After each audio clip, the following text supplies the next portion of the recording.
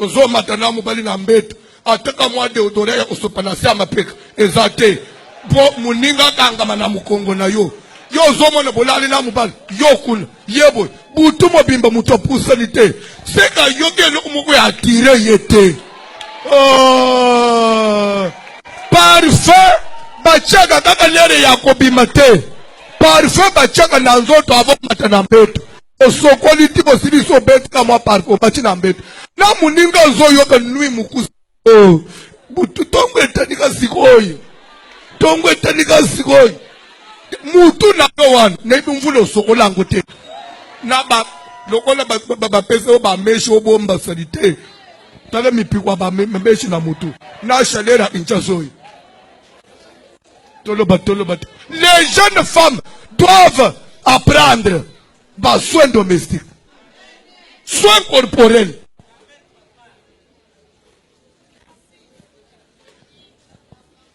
L'itoyi a jeune marié, ce que tu es tige coton.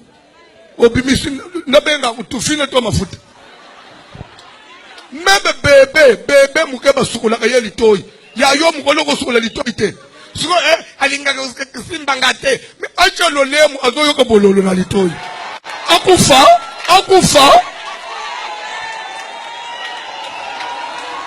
Je me souviendrai toujours, Nadège et moi, on devait faire une prestation quelque part et on était dans les coulisses. On devait conduire la louange.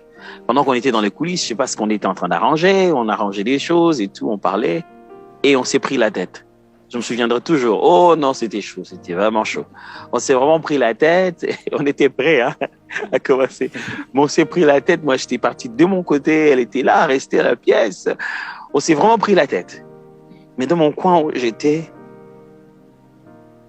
en train de me dire, mais quel idiot tu es. Qu'est-ce que tu fais là?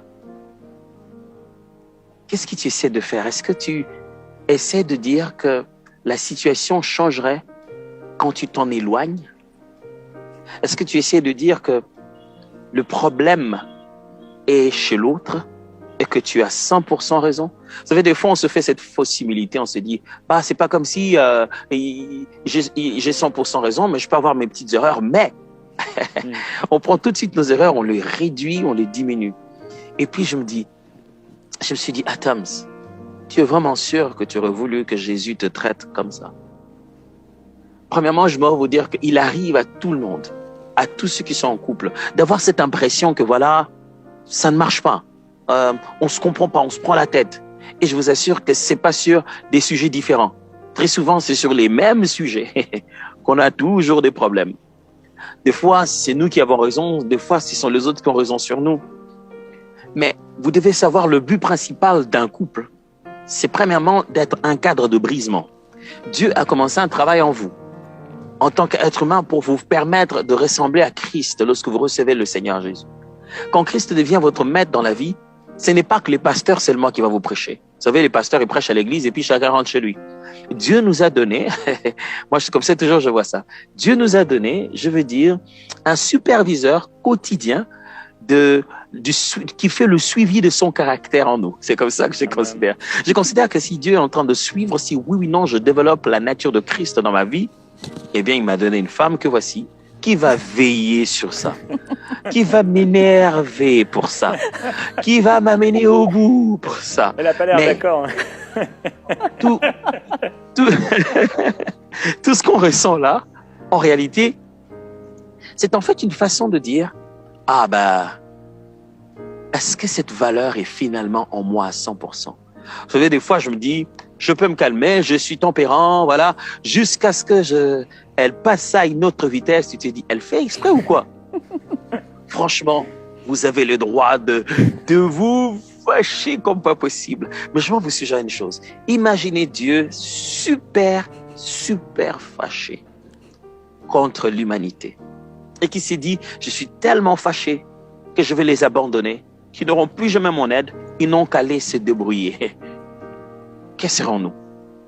Je pense que malgré notre colère, le sens du mariage, c'est le travail de caractère. Et s'il y a une chose que vous devez prouver dans votre couple, c'est votre capacité à avoir été capable de soumettre vous-même pour le bonheur de tous. Je me dis toujours, en tant que en tant que parent, en tant que mari dans la maison, je me dis, il y a un voleur qui arrive, il y a un problème qui se passe. On se dit, bon voilà, il y a une difficulté, il y a peut-être un voleur en plein milieu de la nuit, on attaque, il y a des combats, on se bat. Mais je peux me battre, je peux me lever, je peux attaquer, je peux faire le maximum que je puisse faire pour ma famille. Oui. Mais je me dis, et si la personne la plus dangereuse dans la famille, eh bien, c'était moi. Et non pour qui que ce soit. La plus dangereuse des personnes dans la famille, c'est moi. Ma colère, ma gestion de moi-même. De fois, on a l'impression que le danger du couple vient de l'extérieur. Mais chacun d'entre nous, en réalité, peut se transformer en un danger. Mais ce soir, ma prière pour vous tous, c'est que nous puissions tous, en tant que couple, nous rendre compte que l'autre est juste le nécessaire dont j'avais besoin pour devenir de plus en plus une meilleure personne. Vous n'êtes pas parfait. Mais quelque part, au fond de votre tête, vous dites, bon, je suis quand même un peu avancé, je suis pas à 100% parfait, mais elle non plus. Justement, le mariage est une union de personnes imparfaites qui comptent sur la grâce du Seigneur pour pouvoir les aider à travers le caractère qui est développé chez l'un et l'autre pour qu'ils deviennent de meilleures personnes. C'est ça même le couple. Exact. Moi, je dis toujours que Atoms a été taillé, a été fait, préparé par Dieu pour mon perfectionnement. C'est comme ça que j'aime bien voir. Et ça me permet, c'est quelque chose, on se dit, bon, ce n'est qu'une phrase. C'est pas qu'une phrase parce que ça a changé ma façon même de percevoir les choses, de chercher des solutions à cause de ça. Parce que je me dis, il n'est pas là en vain. Il est là pour mon perfectionnement. Il est là pour le changement de mon caractère. Il est là pour que je devienne la personne que Dieu attend de moi, attend que je devienne. Alors, déjà, quand je comprends cela, oui, il m'arrive d'être fâché. Oui, je lui dis toujours qu'il est la personne qui m'énerve. Non, j'arrête. Donc, il est le seul qui puisse m'emmener dans cet état de colère. Mais il est la personne que j'aime le plus au monde. C'est vraiment ça. Alors, lorsque les problèmes arrivent, lorsque les difficultés arrivent, nous essayons d'en parler. Parce que c'est vraiment ça le problème qui arrive souvent. Chacun reste dans son coin, chacun médite. Surtout les femmes, j'aime toujours dire, les femmes ont de l'imagination débordante. Elle va rester dans son coin, elle va réfléchir. Et pourtant les hommes, quelque chose peut passer, ils s'en rendent même pas compte, ils passent autre chose. Et ça nous énerve encore plus les femmes, parce qu'on se dit, ils s'en rendent même pas compte, ils font pas attention et nous sommes encore énervés. Mais on a appris quelque chose qui nous a beaucoup aidé, c'était la communication. Peu importe ce que je ressens maintenant, mais il faut qu'on en parle. Et ça vraiment, ça nous a personnellement aidé. Parler avec l'autre. Et en associant les seigneurs, moi je me souviens, après avoir parlé, on se tenait toujours la main et on priait. Oh non, le Saint-Esprit, il est merveilleux. On priait et pendant ce moment de prière, vous sentez que la colère passait. Et vous vous rendez même pas compte, de fois, vous commencez même à voir vos propres erreurs que vous ne voyez pas avant. Toi qui t'aimes beaucoup, tout le temps les miroirs, tout le temps mes miroirs, bateau quand ça va s'engouillater.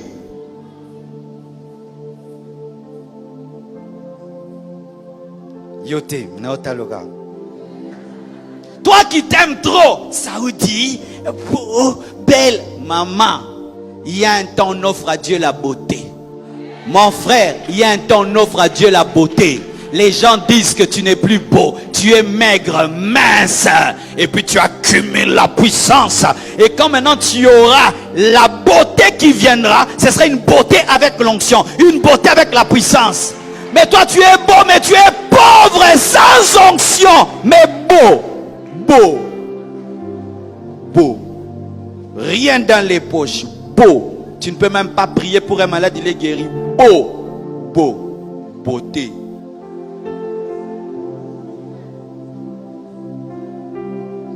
Pantalon efandi demain au kendete. Lati makasi oui, olati makasi nguye ezate. Ma soeur, il y a des hommes qui ne cherchent pas de belles femmes. Oui, ça on vous dit pas, je vais même pas vous dire un peu. Il y a des hommes qui cherchent des femmes intelligentes. Congo, on ne prêche pas ça. On doit vous dire la vérité. On vous a prêché les hommes qui aiment le corps. Certains hommes ne cherchent pas dans la femme le corps. Il y a des femmes, des hommes qui cherchent dans une femme l'intelligence, la causerie, le niveau intellectuel. Quand tu parles, c'est un livre qui sort. Il y a des hommes qui sont séduits par ça. Mais le problème à l'église, nous ne préparons les femmes qu'à être belles de corps pour les hommes qui aiment le corps. Mais certains hommes n'aiment pas ça. Ce qui fait que certaines sœurs, vous modifiez pour être des femmes corps alors que vous êtes des femmes intelligentes. Et d'autres hommes, ce qu'ils aiment dans une femme, c'est l'esprit, la vie de prière, la sainteté, la pureté. Même si au tambo la bien té, Sozanango alelio. Baza. Moi si on aide baza canon. De continuer. Mais cette femme tient un ministère des milliards de dollars. Hein. Si elle était talent, elle allait tenir ça. C'est ceci, toi aussi, mon frère, ton problème, c'est ça. Tu cherches une femme, alors que toi, tu es un homme esprit, tu cherches une femme corps.